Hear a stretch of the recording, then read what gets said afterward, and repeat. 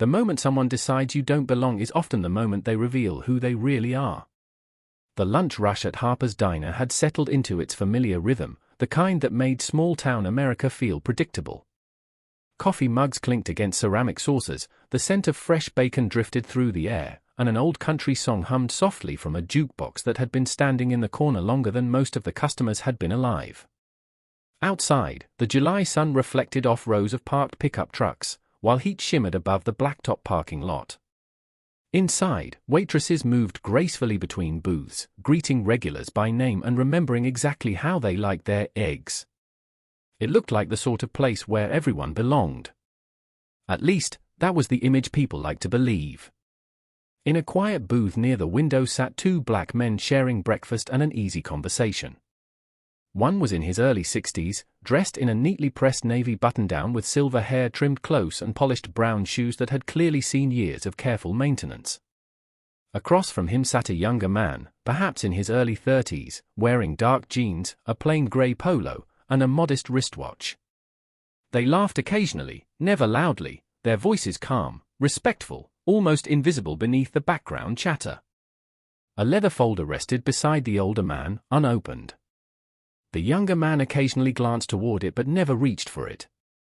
Whatever had brought them together this morning seemed important, yet neither appeared rushed. Their breakfast remained untouched as they quietly discussed something that demanded patience rather than urgency. Around them, a few curious eyes drifted in their direction before quickly looking away. Most people returned to their pancakes and coffee without another thought. But not everyone. Parked just outside the diner's front entrance sat a sheriff's cruiser, its light bar catching flashes of sunlight. Deputy Ethan Walker leaned against the hood, sipping iced coffee as he watched people come and go through the glass windows. He had served the county for nearly 15 years and carried himself with the quiet confidence of someone who believed the badge on his chest settled every disagreement before it began. Locals often stepped aside when they saw him. Some greeted him warmly. Others simply lowered their eyes. Ethan noticed the two men near the window almost immediately. His expression tightened ever so slightly. He watched them longer than necessary, his gaze lingering as if searching for a reason that hadn't yet appeared. Across the street, a florist arranged bouquets outside her shop while a delivery driver unloaded crates into a grocery store. Everything continued normally. Yet something inside Ethan urged him toward the diner. He tossed his empty cup into a trash bin and adjusted the radio clip to his shoulder before pushing open the restaurant door. The little brass bell above the entrance chimed cheerfully, completely unaware that the atmosphere had shifted. Conversation softened. A waitress offered a polite smile. Ethan didn't return it. His boots echoed steadily across the checkered floor until he stopped beside the booth by the window. The older man slowly lifted his eyes with calm composure, offering the same courteous expression he had given every server who had passed by that morning. The younger man looked up as well, surprised but unshaken. For one long moment, nobody spoke. Even the jukebox seemed quieter. Then, with a voice loud enough for nearly everyone inside to hear, Deputy Walker broke the silence. "You two need to finish up and leave. Right now." The word settled over the diner like a cold wind slipping through a door that no one remembered opening. Forks stopped halfway to plates. Coffee cups hovered inches above the table. Even the waitress carrying a fresh slice of apple pie slowed her steps without realizing it. The older man looked directly at Deputy Walker, his expression unchanged, his voice calm enough that anyone listening had to lean in to catch every word.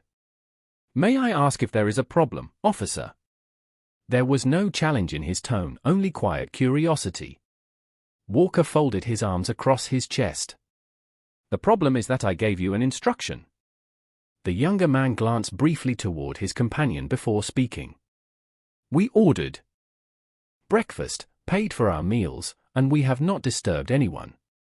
His words were measured, respectful, almost careful enough to avoid embarrassing the deputy in front of the room. Instead of easing the tension, they seemed to harden it. Walker shifted his weight and looked around the diner as though expecting silent agreement from the other customers. A few people quickly looked away. Others pretended to study their menus even though they had already finished eating. Nobody wanted to become part of whatever was unfolding. The older waitress named Carol slowly approached the table, her hands trembling slightly as she held the coffee pot. She had worked inside Harper's Diner for more than 20 years and recognized nearly every face that walked through the front door. She forced a polite smile. "Deputy Walker, these gentlemen have been nothing but respectful this morning." Walker answered without looking at her. "Carol, this does not concern you." She hesitated for a moment before quietly stepping back, her eyes lingering on the two men with visible concern. The younger man noticed her expression and offered a reassuring smile, almost as though he were comforting her instead of himself. Across the room, whispers began spreading from booth to booth. Some customers quietly wondered whether there had been a misunderstanding.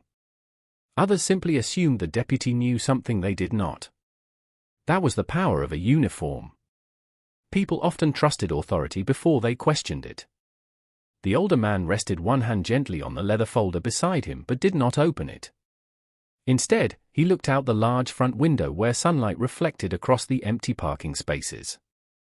"We have an important meeting in less than 30 minutes, he said softly. "We would prefer to finish our breakfast before we leave." Walker gave a short laugh that carried no warmth. "I do not think you understand how this works around here." The younger man's eyes narrowed slightly, not with anger but with disappointment. He had heard that sentence before in different places, spoken by different people, always carrying the same message beneath the surface. Imagine sitting there, knowing you had done absolutely nothing wrong, yet realizing that proving your dignity mattered more than proving your innocence. Sometimes silence required more courage than shouting ever could. The older man slowly folded his napkin and placed it neatly beside his untouched plate. His movements remained steady, almost deliberate, as though every second mattered for reasons nobody else in the room could yet understand. Outside, a gentle breeze stirred the American flag standing beside the parking lot entrance. A black sedan drove past without stopping. Then another. Neither vehicle turned into the diner. Neither man acknowledged them. But somewhere beyond the quiet streets of that little town, decisions had already been made, and clocks were already counting down toward a moment that would change every person inside Harper's Diner before the morning was over. Deputy Walker took one slow step closer to the booth, the polished leather of his duty belt creaking softly as every eye in the diner followed him. The space between the two men and the officer suddenly felt much smaller than it really was. "You have exactly one chance to cooperate," he said, his voice carrying through the restaurant with practiced authority. "After that, this conversation changes." The younger man exhaled quietly before reaching for his coffee cup. His hand never shook. "Officer, we are not looking for an argument. We simply want to finish the breakfast we purchased." His calm response seemed to frustrate Walker more than any angry protest could have. Confidence without confrontation often unsettled people who expected fear. The older man remained seated with perfect composure. His silver watch reflected the morning sunlight as he glanced at the time. 9:26. Only a few minutes had passed since the deputy first entered the diner, but the atmosphere felt as though an entire afternoon had slipped away. Carol returned carrying the check, although neither customer had asked for it. Her smile had disappeared. She quietly placed the receipt beside the older gentleman and whispered, "Breakfast is on the house today." He looked up with genuine kindness.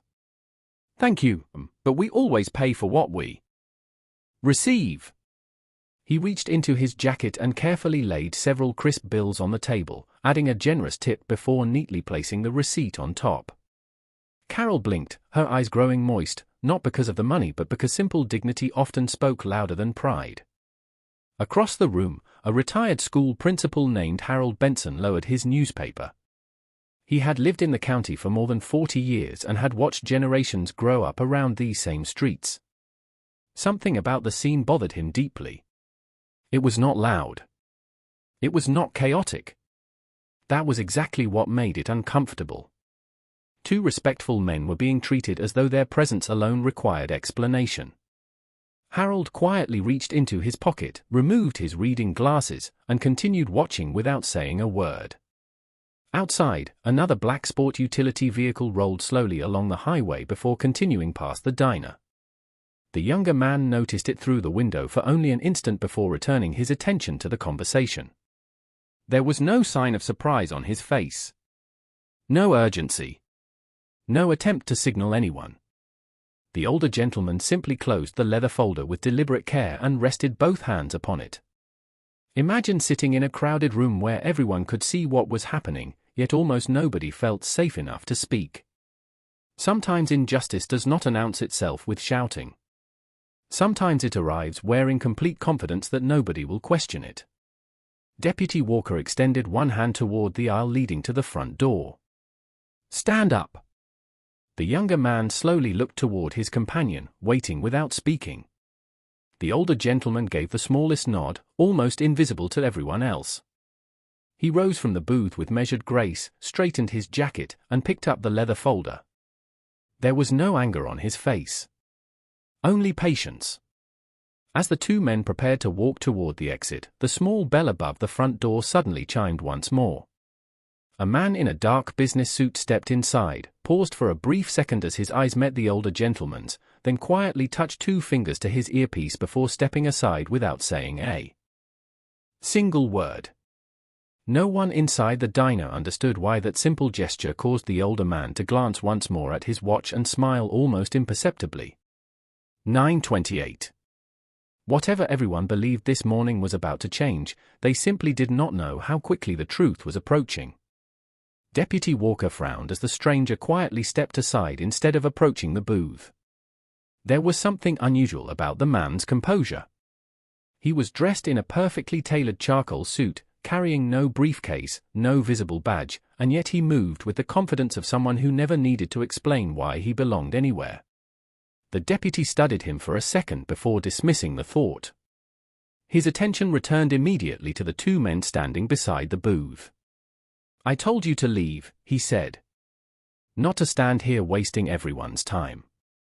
The older gentleman nodded politely. "We are leaving." His answer came without hesitation, without resentment, without even the slightest trace of sarcasm. It almost sounded as though he genuinely wished the deputy a peaceful morning. That unexpected courtesy only deepened the uncomfortable silence spreading across the diner. The younger man picked up his light jacket and glanced once around the room. Several customers quickly looked away after making eye contact with him. Others offered faint expressions of sympathy but remained silent. He understood why. Speaking against authority often carried a cost that strangers were unwilling to pay. Carol stood behind the counter gripping a clean coffee mug she had forgotten to place on the shelf. During 2 decades at Harper's Diner she had witnessed political arguments, family disagreements, and countless ordinary misunderstandings, but this felt different. There had been no raised voices from the two customers. No disruption. No reason she could identify beyond the simple fact that someone had decided they did not belong. Harold Benson quietly folded his newspaper and slipped a few dollars beneath his untouched coffee cup. Instead of leaving, he remained seated. Something inside him insisted that the story unfolding was not yet complete. Outside, the summer air shimmered above the parking lot. A gentle breeze rolled across the American flag near the entrance as another black sport utility vehicle appeared at the far end of the highway. This one slowed briefly before continuing forward. Then another appeared behind it. Neither vehicle used flashing lights. Neither attracted much attention from passing traffic. Inside the diner, no one noticed except the suited man who had entered moments earlier. He glanced discreetly through the front window before touching his wristwatch for the briefest instant. The older gentleman noticed the gesture but offered no response. Instead, he carefully tucked the leather folder beneath one arm. Imagine believing that the entire story is happening inside one small room while the real story is quietly assembling just beyond the windows. The biggest moments rarely announce themselves. They arrive one careful step at a time until suddenly there is no way to ignore them. Deputy Walker held the front door open with one hand, clearly expecting the two men to leave immediately. "This county respects law and order," he declared loudly enough for everyone nearby to hear. The older gentleman paused beside the doorway and looked directly at him. "Law and order deserve respect," he replied softly. That is exactly why they must always be applied fairly. For the first time that morning, Walker had no immediate answer. Before he could respond, the low hum of powerful engines drifted across the parking lot. Heads turned instinctively toward the front windows. One black sport utility vehicle entered the lot. Then a second followed. Within seconds, a third appeared behind them, each identical to the last, moving with calm precision. The conversations inside the diner disappeared completely. Every customer slowly rose from their seat, drawn toward the windows by quiet curiosity. Deputy Walker instinctively looked outside, his confident expression beginning to tighten as more dark vehicles approached from the highway in perfect formation. The first sport utility vehicle rolled to a smooth stop near the entrance without a single tire squealing against the pavement. Seconds later, a second vehicle parked beside it. Then a third. One after another, 6 identical black sport utility vehicles filled the front row of the parking lot with quiet precision, their glossy paint reflecting the bright summer sun like polished mirrors. Nobody inside the diner spoke. Even the old ceiling fan seemed louder than before. Deputy Walker stared through the glass, his hand still resting on the door handle. The confidence that had carried him through the morning did not disappear, but it hesitated. He searched for familiar county markings, state emblems, or flashing emergency lights. There were none. Every vehicle looked ordinary, yet somehow carried an unmistakable sense of purpose. Carol slowly whispered, "Who could that be?" No one answered. Harold Benson removed his glasses and cleaned them carefully with a folded napkin before putting them back on, convinced his eyes had to be playing tricks on him. The suited man who had entered moments earlier finally stepped toward the older gentleman. He spoke so quietly that only the 2 men could hear him. "Sir, they arrived 2 minutes ahead of schedule." The older gentleman smiled politely. "Thank you. It appears traffic was lighter than expected." The younger man glanced outside, remaining completely composed. There was no surprise in his expression, only quiet acknowledgement, as though everything unfolding had been anticipated long before breakfast had ever been ordered. Imagine watching a room full of strangers suddenly realize that the people they underestimated had never been uncertain, never been alone, and never needed to prove anything through anger. Sometimes patience is the strongest introduction a person can make. One by one, the doors of the sport utility vehicles opened. Men and women wearing dark business suits stepped out with calm professionalism. None of them rushed. None displayed dramatic gestures. They simply moved with disciplined confidence, scanning the surroundings with practiced awareness before respectfully forming a discreet perimeter near the diner entrance. Their attention was not directed toward the customers. It was focused entirely on the older gentleman standing only a few feet inside the doorway. "Deputy." Walker felt dozens of eyes shift from the parking lot back toward him. For the first time that morning, he found himself wondering whether he had overlooked something important. "Who are they?" he asked, trying to sound more curious than concerned. The older gentleman answered with the same calm voice he had used since breakfast began. "Colleagues." It was a simple word, yet somehow it carried enough weight to make the room even quieter. The suited man beside him touched an earpiece once more before nodding toward the parking lot. A woman stepped from the lead vehicle carrying a slim leather portfolio. Another individual held the front door open, not with urgency but with quiet respect. None of them spoke above a normal conversational tone. There was no display of authority for its own sake, only disciplined professionalism that seemed to speak for itself. Carol noticed something that made her heart skip. Every person arriving greeted the older gentleman first, not because they had to, but because they genuinely respected him. The younger man remained just behind his companion, observing everything with calm eyes. Harold leaned slightly forward in his booth. During his years as a school principal, he had learned to recognize leadership long before titles were introduced. Whatever role this older gentleman held, it was clearly far greater than anyone inside Harper's Diner had imagined. Deputy Walker slowly released the door handle. Questions crowded his mind faster than answers could arrive. He looked once more at the leather folder tucked beneath the older gentleman's arm, then back toward the line of black sport utility vehicles outside. The morning he believed he controlled had quietly become someone else's, and he had not yet realized that the most important introduction had still not been made. The woman carrying the leather portfolio stopped a respectful distance from the older gentleman before offering a small nod. "Good morning, sir. The county commissioners, the federal observers, and the state review team are already assembled. They are waiting for your arrival." Her words were calm, almost routine, but they landed inside the diner with the weight of thunder. Deputy Walker looked from her to the older gentleman, trying to understand why someone who had just been asked to leave a small-town diner was apparently expected at a meeting involving officials far beyond the county level. The older gentleman smiled warmly. "Thank you. We will be there shortly." He glanced toward Carol behind the counter. "Please thank your staff for the excellent hospitality." Carol managed a faint smile, still struggling to process everything she had witnessed. "You are always welcome here," she answered quietly. The sincerity in her voice filled the room with an emotion that words could not fully explain. The younger man stepped closer to his companion. "We still have a few minutes." The older gentleman nodded. "Then let us use them wisely." He turned back toward Deputy Walker, not with anger, not with triumph, but with remarkable calm. "Deputy, may I ask you a question?" Walker hesitated before answering. "Go ahead. When you first walked into this diner, what made you decide we should leave?" The question was delivered without accusation. There was no sarcasm hiding beneath it, no attempt to embarrass anyone. That somehow made it even more difficult to answer.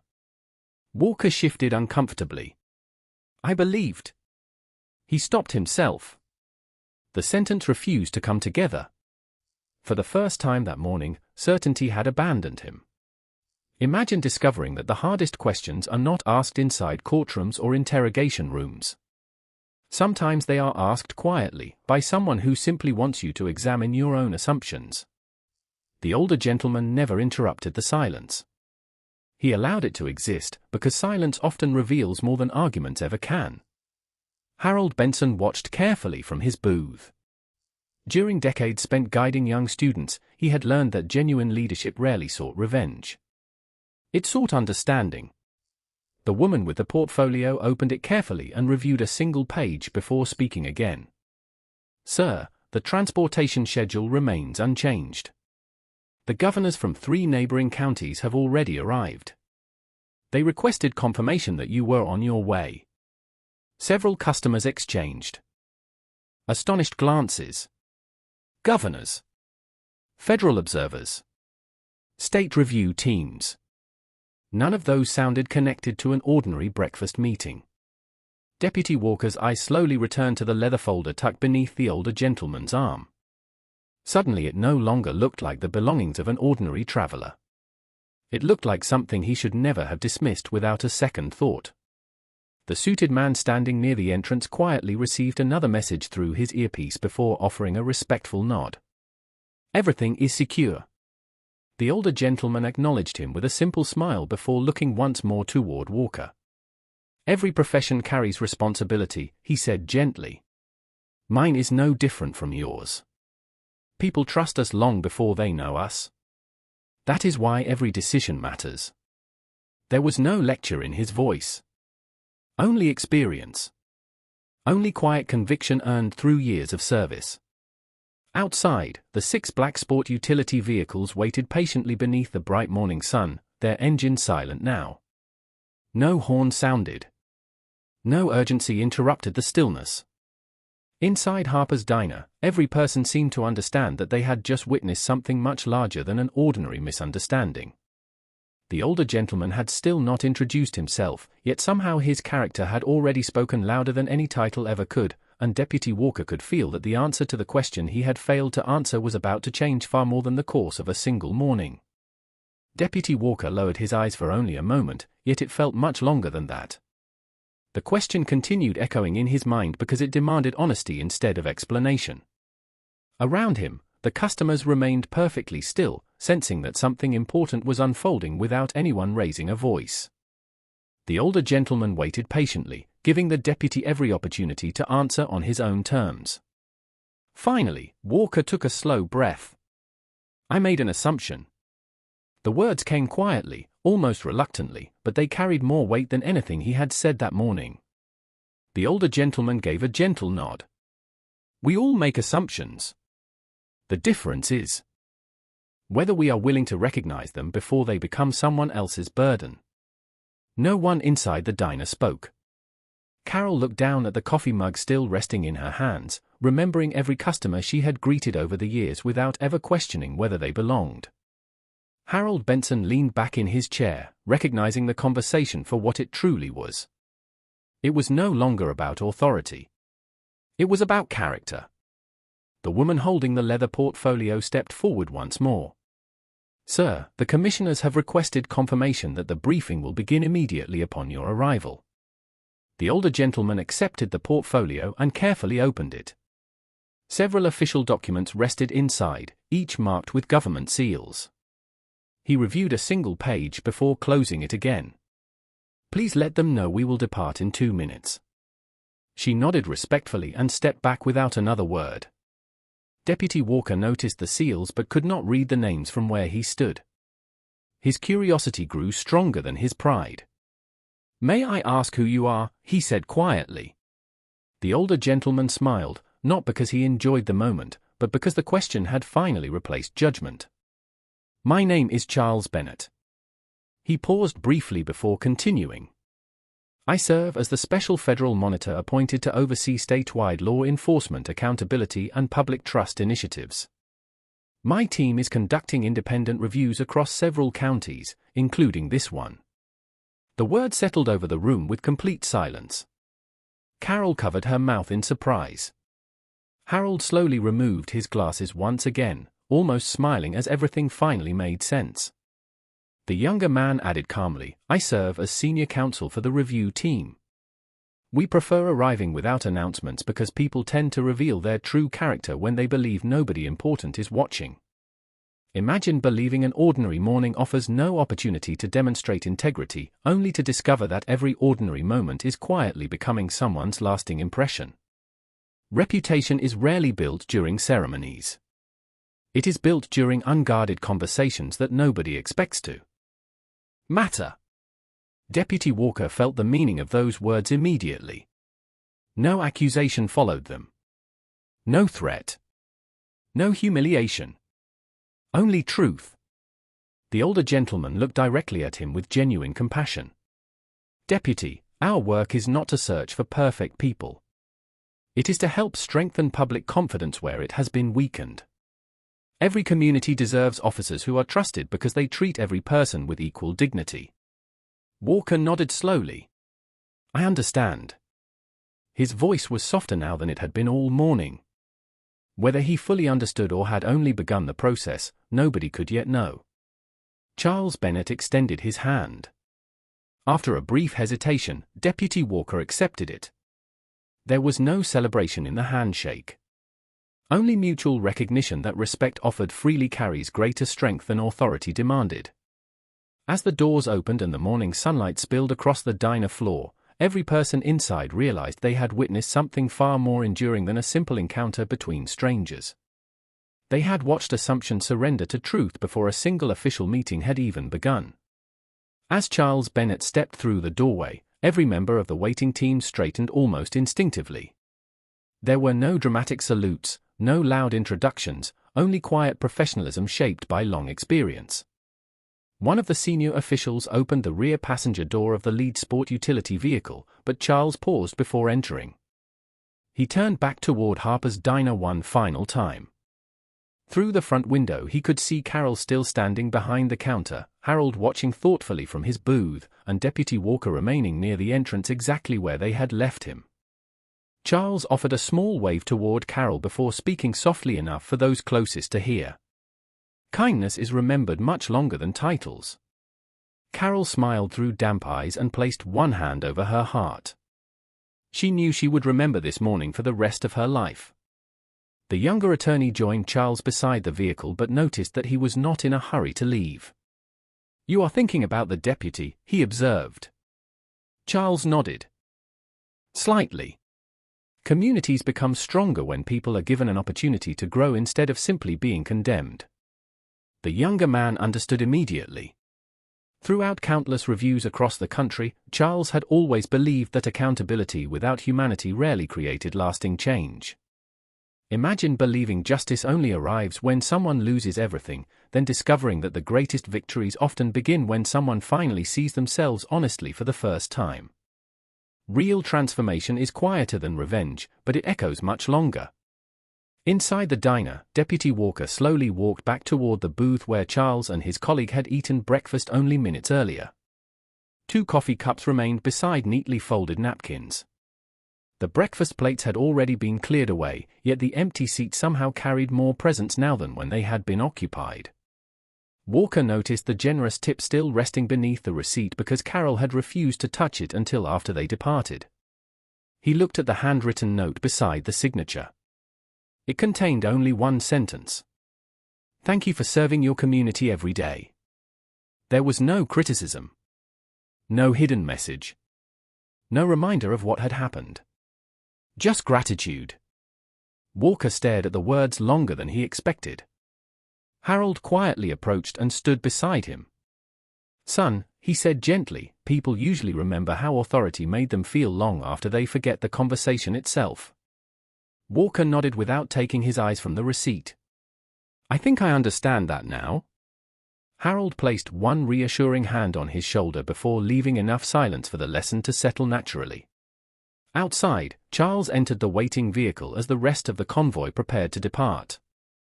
The woman with the leather portfolio reviewed the morning schedule once more. "Your first briefing concerns public confidence surveys, recruitment standards, and community engagement recommendations." Charles smiled. "Good. That is where meaningful change always begins." The engine started almost together, not with urgency but with quiet purpose. As the convoy slowly pulled away from Harper's Diner, several customers stepped outside to watch. None of them had expected an ordinary breakfast to become a lesson they would repeat for years.